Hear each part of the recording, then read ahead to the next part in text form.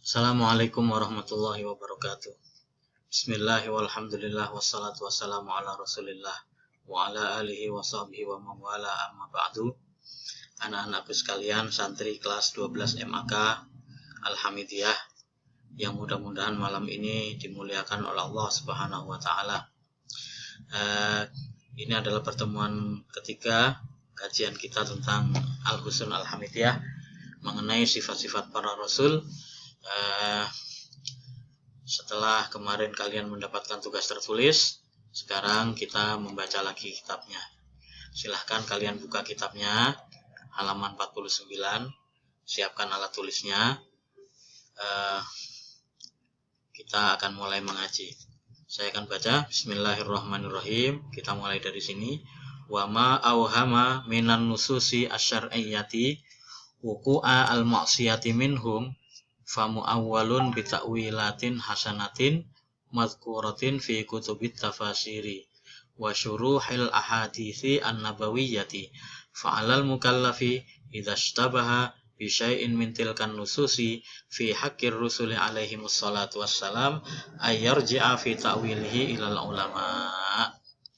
Wa ma awhama, dan apa-apa yang membawa prasangka, minan nususi syar'iyyati, dari nas-nas syariat, wuku al-maksiyati, terjatuhnya maksiat, minhum, dari para rasul. Maksudnya apabila ada nas-nas syariat, ada ayat-ayat Al-Quran atau ada hadis-hadis Nabi yang seolah-olah menunjukkan bahwa para nabi dan para rasul itu pernah terjatuh dalam maksiat, famu awwalun, maka mesti ditakwil, mesti diberi penjelasan, mesti diberi interpretasi, bitakwilatin hasanatin, dengan takwilan-takwilan yang baik, madhkuratin, yang disebutkan fi kutubit tafasiri, di dalam kitab-kitab tafsir, wa syuruhil ahaditsin nabawiyyati, dan syarah hadis-hadis nabawi. Fa'alal mukallafi, maka atas mukallaf, idza ishtabaha bi syai'in min tilkan nususi, apabila serupa atau rancu atau ragu-ragu dengan sesuatu mintilkan nususi, dari nas-nas tersebut, fi haqqir rusuli alaihimus salatu wassalam, di dalam haknya para rasul alaihimus salatu wassalam, ayyarji'a, hendaklah si mukallaf tadi kembali, fi ta'wilihi, dalam takwilnya, ilal ulama'i, kepada para ulama al-a'lami, yang alim-alim, atau para ulama yang betul-betul diakui keilmuannya.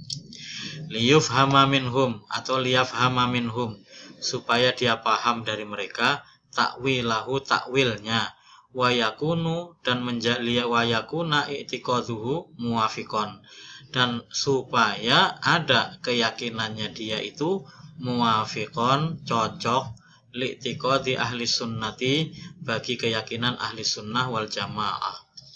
Wa dalilu ala wujubil amanah, dan dalil atas wajibnya sifat amanah lir rusuli alaihimus salatu wassalam, bagi para rasul alaihimus salatu wassalam, wastihalatul khiyanati alaihim, dan mustahilnya sifat khianat atas mereka, annahum, bahwasanya para rasul itu, lau khonu, seandainya mereka khianat, bi fi'li maksiatin, dengan melakukan perbuatan maksiat, lakunna, tentu kita, makmurina, disuruh juga, bihi, dengan perilakunya itu, li'annahu ta'ala amarona bittibaihim, karena Allah Ta'ala menyuruh kita mengikuti mereka, fi aqwalihim, di dalam ucapan mereka, wa af'alihim, dan perbuatan mereka, wa ahwalihim, dan keadaan mereka, min ghairi tafsil, tanpa adanya perincian.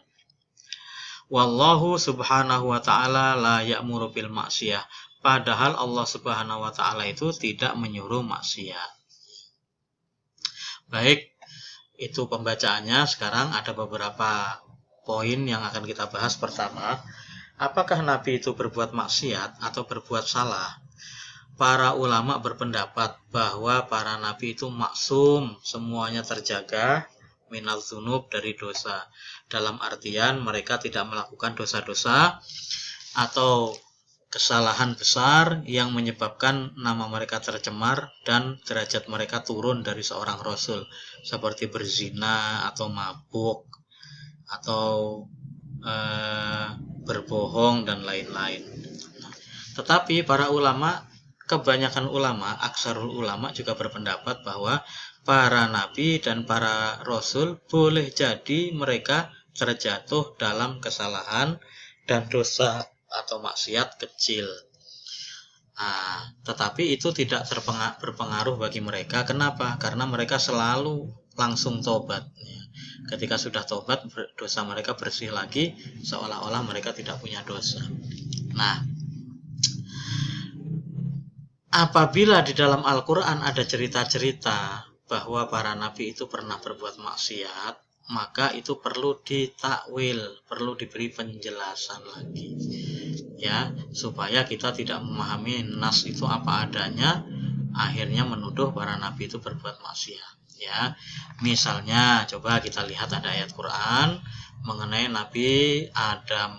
Ketika Nabi Adam itu memakan buah huldi, kemudian pakaiannya semuanya akhirnya terbang, dicabut oleh Allah sehingga telanjang bulat. Mereka berlarian dengan panik dan mulai menutupi auratnya dengan daun-daunan surga. Nah, kemudian Allah berfirman, wa asa adamu rabbuhu faghawa. Lalu Nabi Adam, ya, dan Adam bermaksiat atau asa durhaka kepada Tuhannya. Faghawa, gowa ini ditafsiri sesat atau diterjemahkan sesat. Maksudnya apa? Maksudnya tertipu oleh iblis, ya, sesatnya itu. Bukan sesat seperti orang-orang aliran sesatnya, bukan. Ya. Nah, Nabi Adam ini tertipu iblis sehingga dia tidak patuh atau lebih memilih untuk melanggar perintah Tuhannya. Padahal sebelumnya sudah ada amanat, ya, inna aradnal amanata ala samawati wal ardi wal jibal itu, ya, bahwa semua udah diberi amanat tapi menolak, tapi Nabi Adam terima amanat itu. Nah, lalu Nabi Adam ini, apakah dosanya ini makan buah huldi menyebabkan dia turun dari derajatnya sebagai seorang nabi? Tidak, ya, karena kemudian summajtabahu, kemudian Allah memilihnya menjadi nabi, ya, summajtabahu rabbuhu fataba alaihi wahada, dan Allah menerima tobatnya dan memberinya petunjuk, ya. Ini Nabi Adam pernah berbuat salah memakan buah huldi. Kemudian kita cek sekarang, ini ada Nabi Nuh. Nabi Nuh itu ketika mulai berlayar, ya, mulai membelah maujin kal jibal ini, ya, ombak-ombak segede gunung, ya. Lalu dia lihat anaknya timbul tenggelam, ya. Anaknya dipanggil, ya anakku, hei anakku, sini, naiklah bersama kami. Ternyata anaknya nggak mau. Kata anaknya, sa'awi ila jabalin ya'simuni minal ma. Saya mau ke gunung aja, air tidak akan sampai ke gunung. Ternyata enggak, ya. Kata Nabi Nuh, la asimal yaum, enggak ada yang selamat hari ini, sini, ya. Dan ternyata benar, wahala bainahumal mauju wa kana minal mughraqin. Anaknya tenggelam karena gunungnya pun tersapu oleh ombak. Nah, ketika itulah Nabi Nuh meratap, wa nada nuhun rabbahu faqala rabbi inna bni min ahli wa inna wa'dakal haq wa anta ahkamul hakimin. Intinya itu, ya Tuhanku, itu anakku, itu anakku. Nah, rupanya apa yang diucapkan Nabi Nuh ini merupakan suatu kesalahan sehingga Allah menegurnya. Kata Allah, qala ya Nuhu innahu laisa min ahlik. Wahai Nuh, itu bukan keluargamu. Anakmu itu bukan termasuk keluargamu.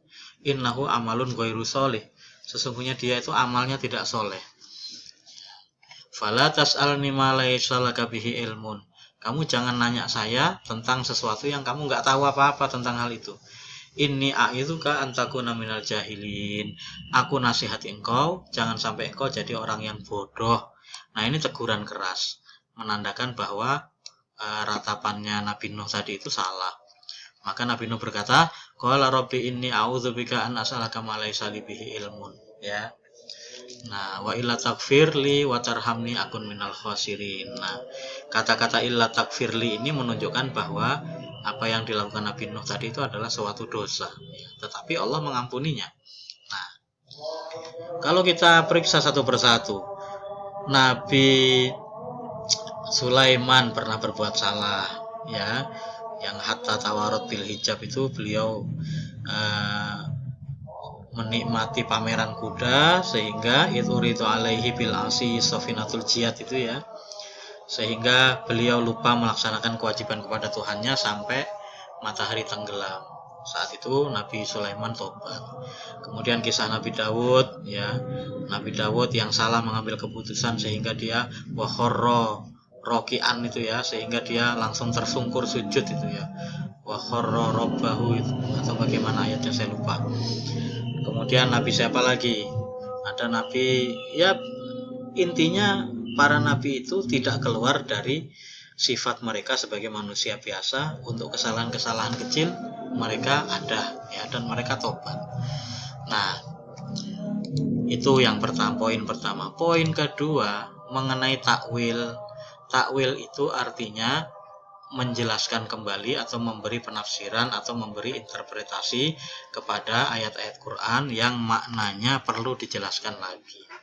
Nah, takwil ini adalah mazhabnya Asy'ariyah, mazhab kita mentakwil. Kalau orang lain nggak mau takwil, ayat Quran itu dipahami apa adanya, sehingga nanti jadinya lucu ya, jadinya lucu. Misalnya wa man kana fi hadhihi a'ma wa huwa fil akhirati a'ma wa adallu sabila itu ya. Siapa yang di dunia ini buta, maka nanti di akhirat buta juga dan sesat jalannya. Nah, kalau ayat itu dipahami apa adanya maknanya, ya kasihan orang-orang buta. Ya, karena orang buta nanti di akhirat lebih buta lagi begitu kira-kira ya. Bayangkan banyak ulama kita yang buta. Imam Tirmidzi juga buta, Syekh bin Bas itu buta, Gus Dur juga buta ya. Nah, berarti bagaimana ayat itu dipahami? Ya mesti ditakwil ya, ditakwil dengan takwil yang layak dan pakai dalil. Jadi takwil itu juga ada batasnya, nggak pengen sembarangan takwil ya. Yang penting ikutlah ulama, baca kitab-kitab tafsir, cari penjelasan-penjelasan mereka. Baik, cukup sekian, inilah pengajian kita kali ini. Mudah-mudahan bisa diambil manfaatnya. Kamu silahkan boleh di-download, boleh diulang-ulang lagi pembacaannya. Yang jelas ini akan ada ulangannya. Kurang lebihnya mohon maaf. Wallahul muwaffiq ila aqwamit thoriq. Wassalamualaikum warahmatullahi wabarakatuh.